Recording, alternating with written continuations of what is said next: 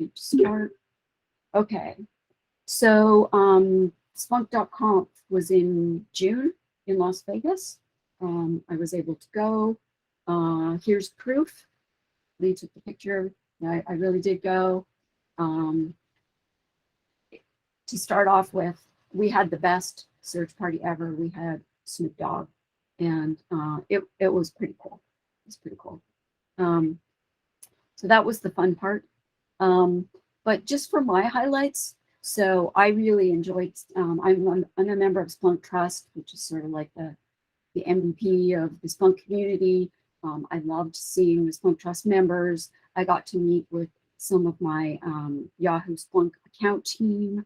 I got to meet with another one San Francisco Bay Area member. We were able to get together. So that was just really great. And obviously seeing the talks live was pretty good. I've got this next bullet that says the talks and slides are online, but at this point, I think there's still, it's like unless you did have a paid ticket to the, or virtual, this year's talks are not available, which I didn't know until just a few minutes ago, are not available to users. So we're trying to get that clarified. Vanya said she's thinking sometime in September is what it's looking like for everybody to have access now. Okay, thanks, Tony. All right, so there's a bit of a wait there. I just wanted to go over, there were a lot of talks, as there always are, and I was just going to mention 3, and then I'm going to ask other community members if they want to give me their highlights. So for me, I love the talks by Martin Miller. He's a Splunk Trust member, and he gave this talk on, it's called Fields, Index Tokens, and You, and he talked about how to run your searches, go to the job inspector, and then look for those list view commands and see what Splunk is really doing. Because even though the Splunk search might work, you might be just pulling down so many more events than you even knew. And so I highly recommend even seasoned Splunk searchers just to watch this, look at the slides. He's got nice examples, watch the video, and really improve your searches. So I recommend that talk. There was another talk which I think is interesting, especially for large sites, and it was given by one member couldn't make it, but it was given by a TransUnion employee, and they have a lot of onboarding requests. It's something like a quarter of their time was onboarding, and they found this way of automating the onboarding. Now they have a special case where they use Cribble, and they used Rundeck, which along with some Git hooks, and they could make it so that people could literally just submit a pull request for existing source types. And then also, since they use Cribble, they are able to get the data into the right format, so they didn't have to worry about transforms, etc. But anyways, they were able to totally automate a lot of their requests. And so instead of people waiting 2 weeks for an onboarding request, it could be just a day for somebody on the Splunk team to approve their pull request. So I thought some of the pieces were kind of interesting from that talk. And then another one I think Tony just mentioned in channel yesterday, which was, there was a talk, which I didn't go to, which is all about what is new in Splunk Cloud and Splunk 9. And I just started looking through the slides, and there was a lot more new that I hadn't, I wasn't even familiar with. So I recommend having a look at that to get a feel for what's new in Splunk. And at this point, I'm going to turn it over to Lee Klotz, who also went to the Splunk conference. Thanks, Becky. I focused on observability this time. I've collected the talks that I put together into different groups. I understand there may be some issues with following the links to these. So perhaps that will settle down later. but I definitely recommend these talks on observability. Log Observer Connect is a way of connecting your Splunk enterprise together with the Splunk observability of the Signal FX product so that you can seamlessly click over and you can also get the query builder view that's in Splunk observability directly in there, and it can access your logs. We're definitely keeping an eye on this. Papa John's and Heineken talked about how they used observability, the Splunk observability suite with their security team. Normally we see operations and security fairly separate. So this is an approach to how to use observability, not just Splunk Enterprise and Phantom. T-Mobile, as always, gave a great talk on designing and managing a large-scale Splunk platform. And monolith to microservices, a very interesting topic these days with lots of cloud migration going on. It'll give you an example of the types of queries you should be doing and the types of requests that you might be getting, and some of the insights you can offer to teams that are breaking up their monoliths and moving to microservices on Kubernetes and the like. And again, observability on AWS, pretty much self-describing. And Care.com reported on their results using OpenTelemetry and Splunk APM for distributed tracing. There were two talks on Splunk Cloud and Splunk Enterprise that I enjoyed. One on Flex Index. Srinivas Boba, who's a product manager, talked about Flex Index, which uses Splunk S3IA. Which uses AWS S3IA for reduced cost for long-term data retention. And Clara Merriman and Martin Moyler gave another talk on finding and improving expensive searches. So this is we've seen this type of information before, but it's great to have it updated year after year. And I found every single slide on this talk actionable. Machine learning, a topic that we've been working with as well. There was an excellent talk from one of the data scientists there on natural language processing, where they trained a transformer model, I believe, to convert English sentence to grammatically correct SPL so that it could be executed. I've done some work in the other direction, taking SPL and converting it to a vector embedding model so that you can cluster queries and see what similar queries are going on in your system, so that you can ascribe resource utilization, for example, to a cluster of queries rather than just a single query. Again, a deeper dive on OpenTelemetry. There's a new release of the OpenTelemetry collector where they replace FluentD with native open source built into OpenTelemetry. There was a lot of discussion about the performance of this. It seems to be better than FluentD. It's going to be something we'll be very interested in and keeping an eye on in the future. Splunk's OpenTelemetry collector is open source, and they push their stuff upstream to CNCF, the same organization that runs both OpenTelemetry and Kubernetes. There was a Meet the Developers, which was not recorded. Sorry, folks. That was a lot of fun.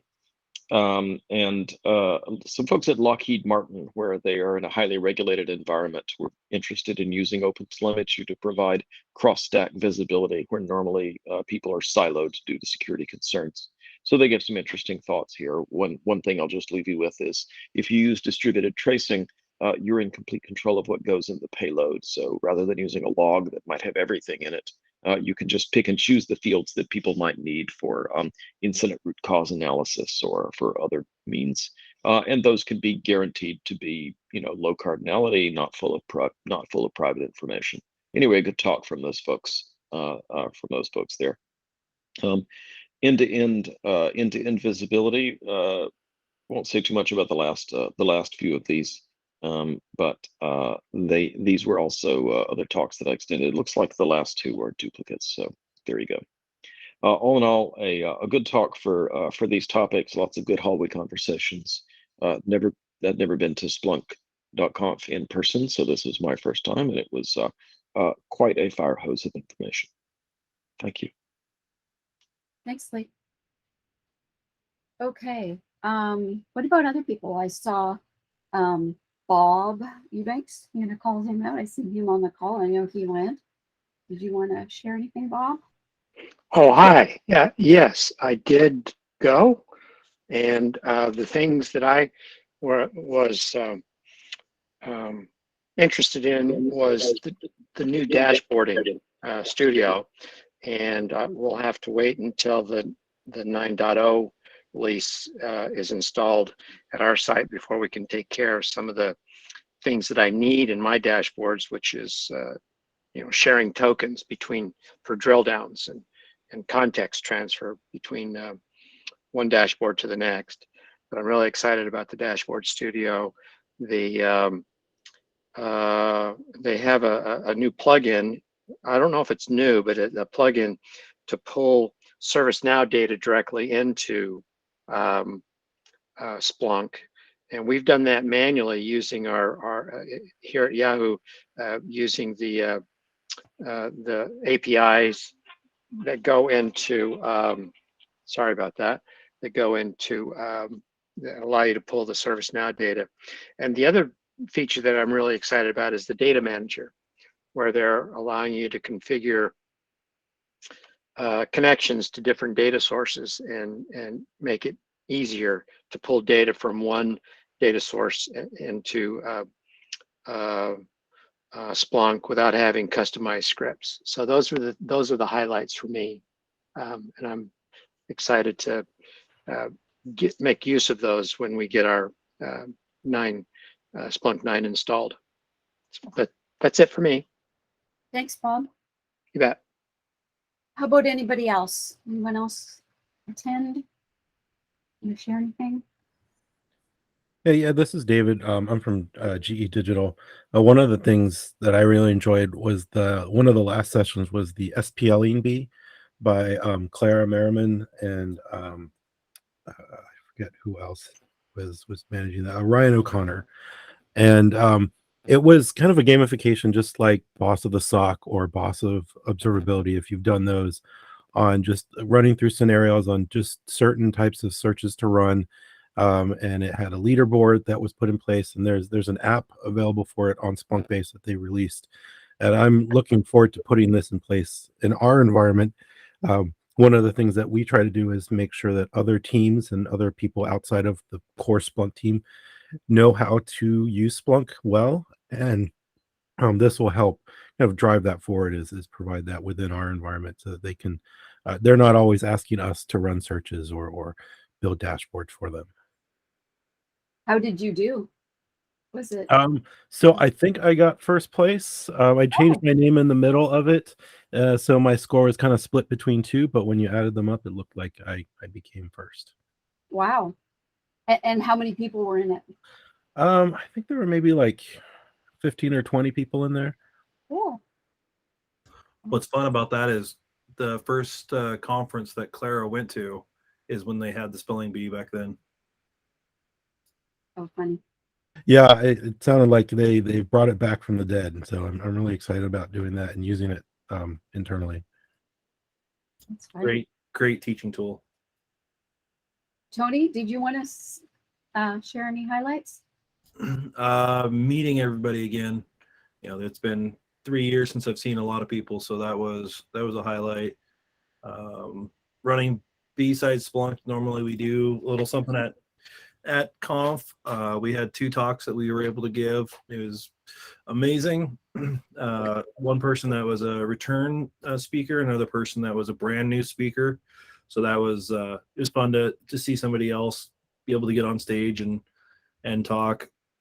But probably the highlight of all the talks I went to was the Clara and Martin talk, where we get to sing happy birthday to Martin. Yeah, I heard about that. What for B-sides, what were the talks on? One was the agency that he works for. They get data in Jonathan gets data in either addresses or geographic location, and he has to be able to map between the two to help pinpoint where people are. So a lot of what he is working with is protecting children. So it is child predators that will either list their addresses as like shopping centers or vacant buildings. And so when they put those addresses in they'll take the geographic information from the address and map it with what is actually there. Is it an actual house or is it a dead location, to be able to help know whether or not somebody is being a bad actor. And then the other one was Ryan Wood doing a part 2 of a talk that he gave last year on maximizing Splunk, building data source monitoring utilities. Cool. Thanks. Anybody else want to share? No. Alrighty. Thanks, everybody.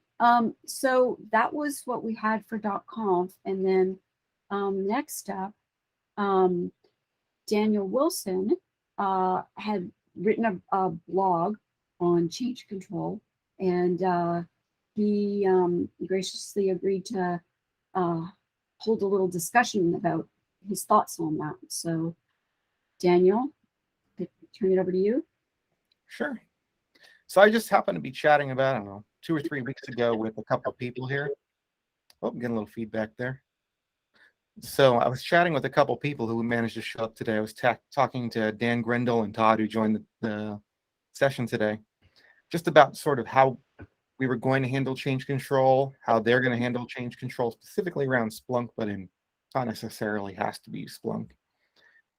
I was just hearing all these nightmares from different Splunk users, how it might take them a week or 2 weeks to get a data source, and how they'll have to deal with a lot of corporate stuff to get a quick firewall change or the forwarder installed just can be a nightmare. And I realized that I was coming from a rather large company, an eBay subsidiary previously. I was actually able to get the forwarder and the data I wanted really fast because we had a pretty tight integration with our Puppet system, our configuration management system, and our data collection systems, versus the company I'm working for now, even though they're smaller, considerably smaller, actually does take a little longer to get things installed if there's a discussion around it, because there is no change control process. And so, well, there is a process, but it's a little different. So I guess I was just curious when I started writing the blog about how to align better. I started saying, okay, one of the keys to making sure change control works for you is to be involved in configuration management, be involved in the risk management, be involved in the KPIs and SLAs that not just go to the person doing the change, but to the change management team. That's something I often see forgotten about, is to make sure the change management team is actually accountable to performance. They're usually a little out of touch with the reality from my experience versus we start putting KPIs on how fast they have to get through things. Thought that was interesting. So anyway, I was talking to Mr. Dan there and Mr. Todd, and they were sharing their experiences. As I was kind of working on this blog, it ended just sort of blowing up. And so I wanted to collect more data from people. And that's why I wanted to come in here and just hear, I know you're working for Yahoo, Becky, so I wanted to, to me, that's a big corporation. The question is, how do you get data into Splunk? And what kind of challenges do you run into in that process? Are you able to get it done in an hour? Does it take you a week? Does it change by source type? How is everyone doing that? I was hoping to get a lot of feedback from a few people as I'm designing it again here at my company, and I know that other people are making changes to their environments constantly. Did I ramble too much? No. Well, I mean, for us, we have, so there's a bunch of different teams that my group supports. For the Yahoo Mail team, there are hundreds of users who, it's the production engineering group.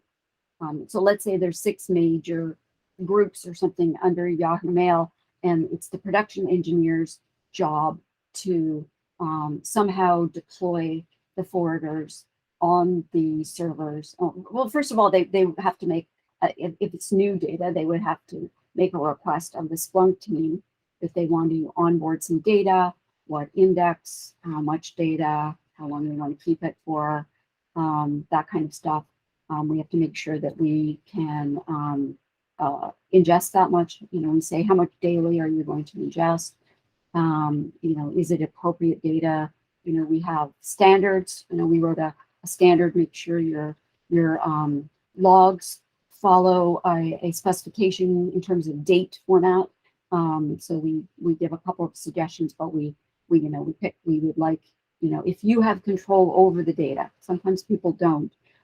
They're ingesting data from some other team or some other source, and they don't have control over the log format. But if they do, here's the format we want you to have. We want you to have a standard date. We want you to have the time zoning log, and where possible, don't have multi-line logs with huge long back traces that you're never, probably never going to search, kind of thing. But once they get that onboarded, it's up to the other teams to have to roll out with some kind of automated process, whatever that might be, to install the forwarders. A member on our team helps package up a forwarder for them. But and we supply, we have, once we know what people want to ingest, etc., we do something. Our team uses deployment servers, so that gives people the configs necessary. So they just have to set up a client, and they say this is the name of the client, whatever, some unique identifier. It contacts the deployment server, and then it sends the the inputs and the outputs and all that. But it's up to those teams to do their deployment, and it's up to those teams to make sure that the data is coming through. If there's issues, they contact us. We work with them, but it's up to them to monitor that the data is coming in, not us, because we have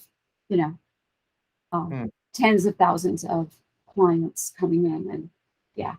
So the deployment server is capable of releasing binaries, and is that something you have to put through a change control process? How do you manage that so someone doesn't put a malware or a script they don't like into a system? Mostly we don't distribute binaries. Okay. I think there's one case where it's something internal that we wrote for it was written a long time ago to process a weirdly formatted log. But mostly we don't do that. We just submit, we just distribute, standard Splunk comp files. Gotcha. You also use Git with a commit and pull request, right? Right. So you have an oversight system through there. Yeah. Make sure nothing weird gets up in there. Yeah. And usually that's our own team members that do that process. But there is one team that supplies their own configs, but again, it's very minimal. They're not running binaries. It's all Linux. Yeah. So I was talking to Dan not too long ago. Say hi, Dan. There, I saw you. Hey there. Ago, and we were talking about security use cases where the attack is happening now. I need this data now. And Yeah. I don't know if you've solved that or what are your considerations. I mean, both Becky and Dan, have you got either one of you solved that problem where you're dealing with an active exploit, an active attack, and the data is due 30 minutes ago? I actually, so recently we did have a active situation, a CSIRT that, so I'm on the security side, just so everyone knows. We had a CSIRT where we needed to have data quickly. And we were able to accomplish that. In this case, it was the SAS needed to enable an audit, a particular audit log capacity on the domain controllers, so we could get those logs. It was actually the NTLM audit capability, and I think that's for like NTLM blocking. I don't know if anyone's had to look at that, but yeah, we were able to in an emergency get it done quickly. In cases where it's not an emergency, we can wait weeks or months, just because we have a dedicated team that does Splunk. We just kind of ride on that as the security team and using Splunk Enterprise Security. And that team has built or likes to build very monolithic design architecture, and then you just end up in their backlog because they seem to be always trying to fix their or improve their architecture, and they're not very receptive to servicing requests to bring on new data. Mm. So they that's have my challenge. like a Kafka lake or something like that the data flows through, or Yeah, it's very complex. They're moving to like an S3 oriented architecture. But yeah, a lot of like before things end up in Splunk, other things happen, and those things are very complicated on the kind of on the left side. And it's a challenge for us because they're always kind of like they've made this monster in terms of how data is onboarded, and now it's not simple to bring on data. do you think it's a complexity issue, or do you think it's a priority issue? They just maybe, because you talked about getting the urgency data in there. I'm curious if was that an SLA pre-negotiated, or is that a manager kind of spending political capital? It's a good question. I think SLAs haven't really come into play for servicing success groups like the security side. So And because you pull off this queue, you don't actually use the deployment server, I'm guessing. we're talking about like having some joint once we acquire talent to be able to have some joint management capabilities, and then make that better, bring on data faster. But as I described, has been the challenge so far, basically. Gotcha. So anyone else? I'm curious how people have also solved this too historically. I don't know if anybody's actually made improvements on their onboarding time and what they've done with that. Yeah, a lot of what we've tried to do is to standardize the platforms underneath that we're using. So, for example, we use AWS, and we've got a standard it's called guardrails, where when you build out a new AWS account, that you have a number of things that are built with it, including CloudTrail logging, and accounts that are used for pulling description data, things like that. And so that helps streamline a number of our like standard accepted logs. There are the incidents where you have new types of log sources that take longer to identify. What are the log sources? What are the use cases for those? Are they security or operational or both use cases?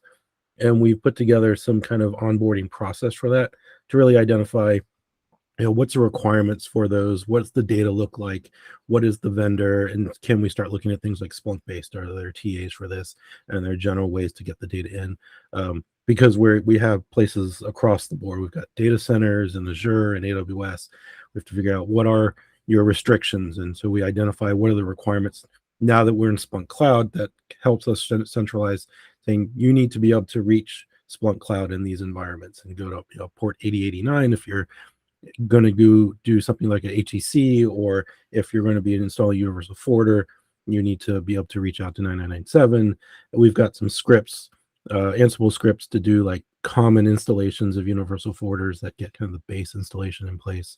So there's a lot of like this base stuff, but you do run into the situation where you come up with a new log source that does take a little more identification of how am I going to use that log source. And in many cases, it's a vendor that's already supported by Splunk. So Splunk based kind of 80% of the time, Splunk is going to hit what you need. The idea of onboarding security logs quickly is an interesting one too. And it, I guess, again, depends on where those are coming from.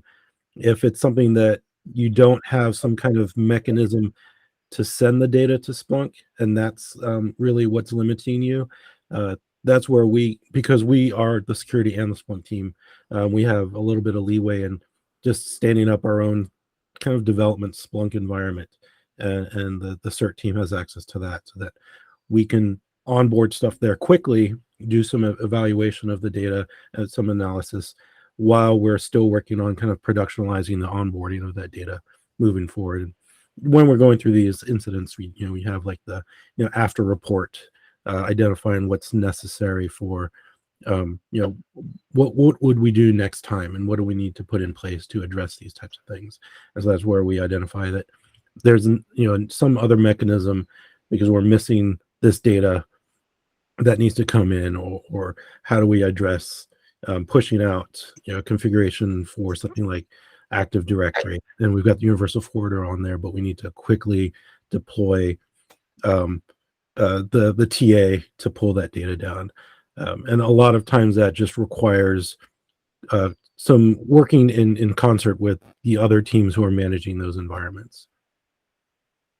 Is there any sort of oversight there from a legal or compliance standard that you have to get through that? If you onboarded data accidentally that might have some sort of PII or payment information, are you going to get in trouble? How are you getting through that without a change control board being created around it?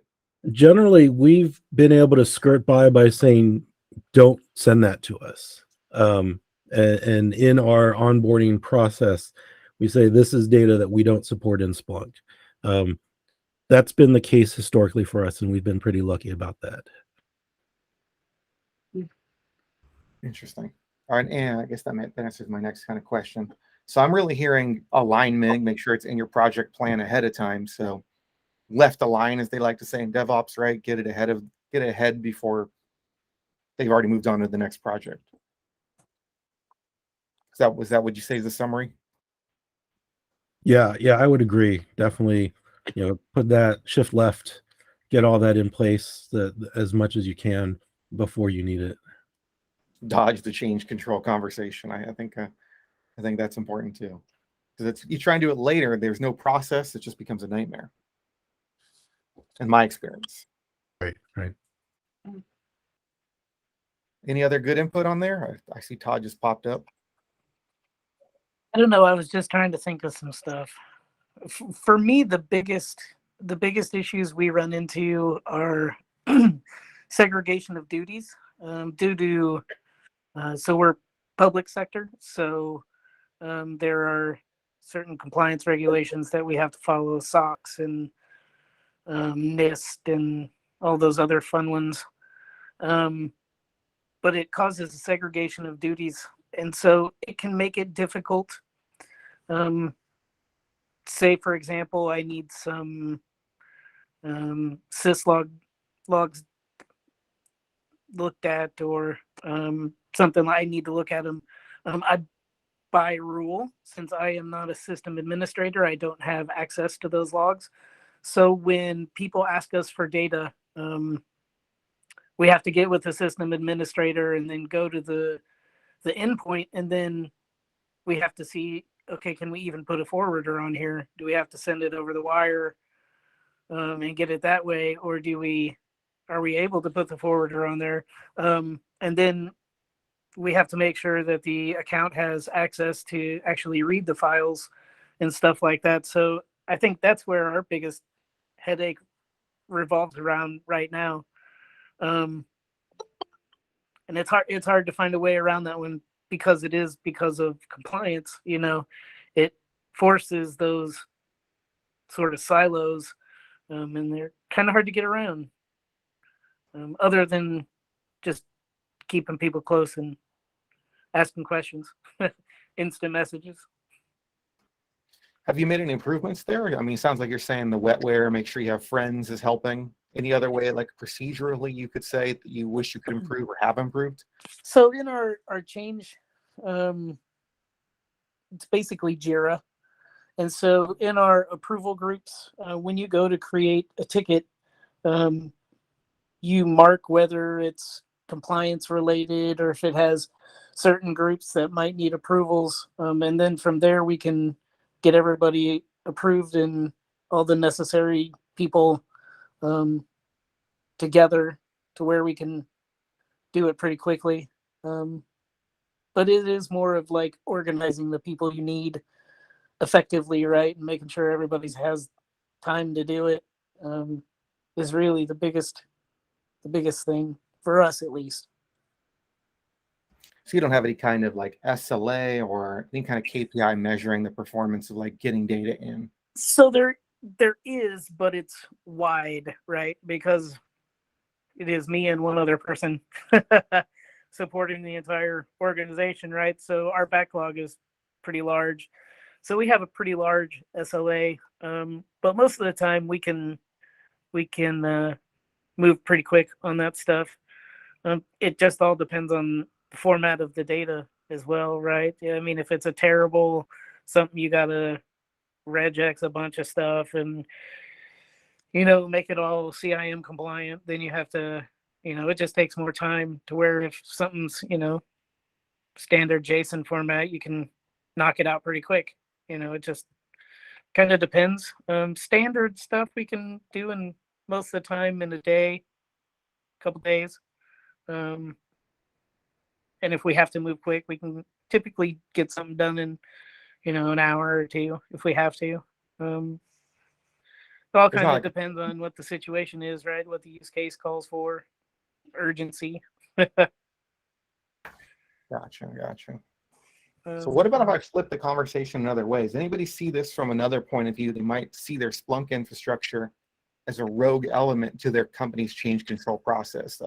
What comes to mind, the conversation I was having the other day, was the deployment server itself is a backdoor for installing malware, installing scripts, making changes to servers that aren't necessarily have oversight. Has anybody ever seen that from the change control point of view? So that's definitely something that we were aware of. And when we were using deployment server, now that we moved to Splunk Cloud, that doesn't really is involved in our deployment anymore. But when pushing out content, what we would do is actually have everything go through CI/CD. So all our saved searches and dashboards, those would go into Jenkins. Jenkins would kick off the process that would then kick off the deployment server. So it wasn't a manual process that we did, or we didn't push anything out directly to the deployment server. So that allowed us to, protect the branch, require approvals and pull requests in the branch, and it allowed us to democratize a lot of that too. So anyone can make changes to save searches and things. And we had a similar thing for the deployer also when we're using the cluster. That's interesting. Okay. I'm looking. Yeah. We have a similar setup where we have Jenkins pull from Git, does all of our basic checks. We actually, any sort of mistake we've made in our infrastructure in the past, like I have a tendency to type interval for scripted inputs as internal. That's an infinite typo I make. It checks those things during the check-in process and deployment process to look for errors and blocks them. And it's been super helpful, but in a lot of ways it's overkill. And I guess I'm just trying to gauge how to secure the deployment server. And I think universally people are telling me the same thing. It's an oversight system, usually with Git. Has anybody just removed the deployment server and just said, screw it, I'm using Puppet?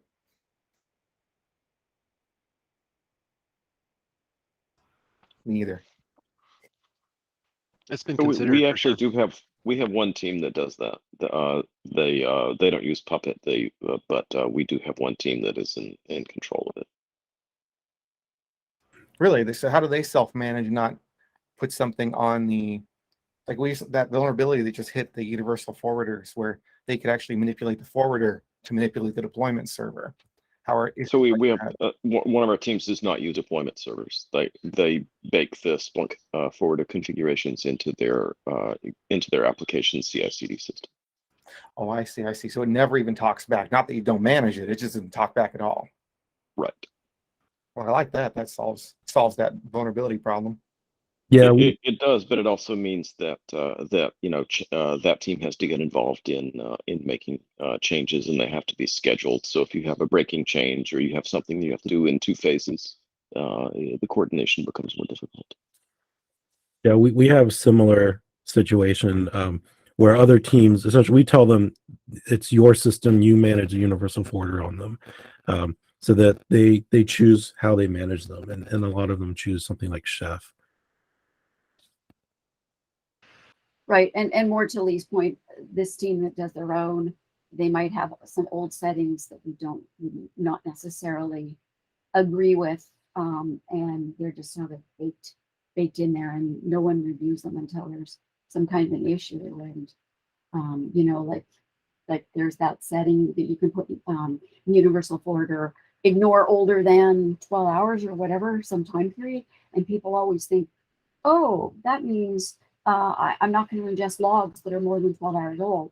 But actually, what it means is that if the universal forwarder starts up and you're monitoring a file and the file is more than 12 hours old or whatever, it's never going to ingest any logs until you restart the forwarder.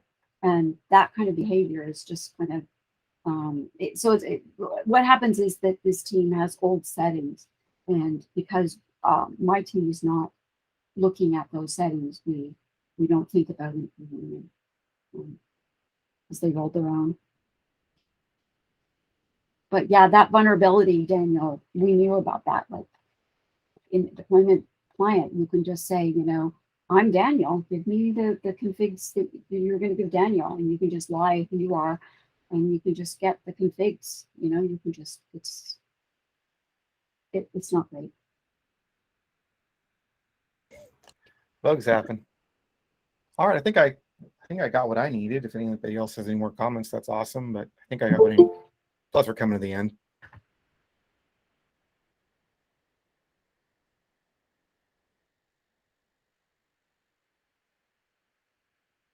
I don't.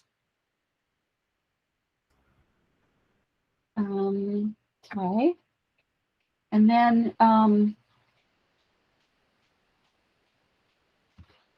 oops. Yeah, and if there were any other topics that people had just for the general user group, I'm going to send out the query and see if people would want to, the survey, and see if people want to meet in person in, say, October. Hopefully, I think that's a good thing, and just get some kind of gauge to see if anybody would meet up. Yeah, the idea is we'll generally meet every 2 out of 3 months.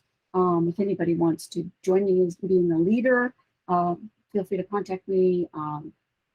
If people have other topics they want to talk about right now, but anything Splunk-ish? No? Okay. Alrighty, well, thanks, Daniel, for your change control discussion, and other people for contributing to the highlights of .conf, and we'll see you in August. Thanks, everybody. Thanks, Becky. Bye. Bye. Good Thank chatting you. with you all. Have a good one. Yeah, thanks. Bye. Thank you. Bye.